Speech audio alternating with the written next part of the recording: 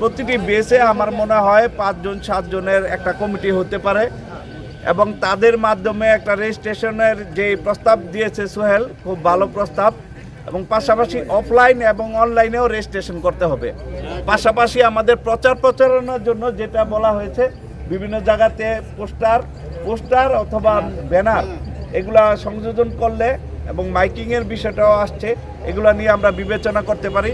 খুব দ্রুত আগামী 1 সপ্তাহের মধ্যে যদি আমরা আরেকটা ডেট করে আবার বসতে পারি এবং সেই ডেটে আমরা মনে হয় যে 7 দিনের মধ্যে যদি অন্তত আমাদের বেস ওয়াইজ কমিটিগুলো আমরা জমা দিয়ে দেই, যারা দায়িত্বটা পালন করবে।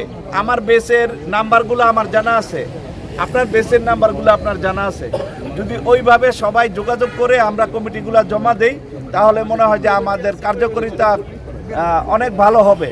তো আপনাদের সকলকে ধন্যবাদ জানিয়ে আমি আমার সংক্ষিপ্ত বক্তব্য শেষ করছি। যে 1969 এটা মনে হলে আমার মনে হয় যে অনেক দূরের একটা সময়, যখন আমরা ওই পুরান জমিদারদের প্রতিষ্ঠিত মুরাপাড়ার সেই পুরনো ভবন, যেই ভবনে আমরা আমাদের মাধ্যমিক শিক্ষা জীবন শুরু করেছি, সেই জীবনে আমাদের মনে পড়ে আজকে সেই অনুকূল স্যারের কথা, মনে পড়ে চিন্তাহরণ বাবুর কথা, মনে পড়ে মালেক স্যারের কথা, মনে পড়ে দড়িকান্দির সলিম স্যারের কথা, যিনি বাংলার টিচার ছিলেন, মনে পড়ে আমাদের যাত্রামুড়ার আরবি শিক্ষক, যিনি একজন ভয়ঙ্কর মানুষ ছিলেন।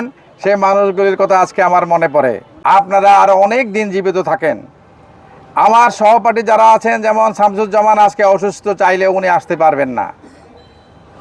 হাসান ভাই অসুস্থ, যিনি খোকনের আব্বা, আমাদের সদ্য বড় ভাই, উনিও চাইলে আসতে পারবেন না। উদ্যোগ আমরা বারবার নিয়েছি। আমাদের এই রূপগঞ্জ থানা আওয়ামী লীগের নেতা ছিলেন শাহজাহান, একজন নিবেদিত প্রাণ রাজনৈতিক নেতা, যিনি অনেক সময় রাজনীতির ঊর্ধ্বেও সমাজের জন্য কাজ করেছেন।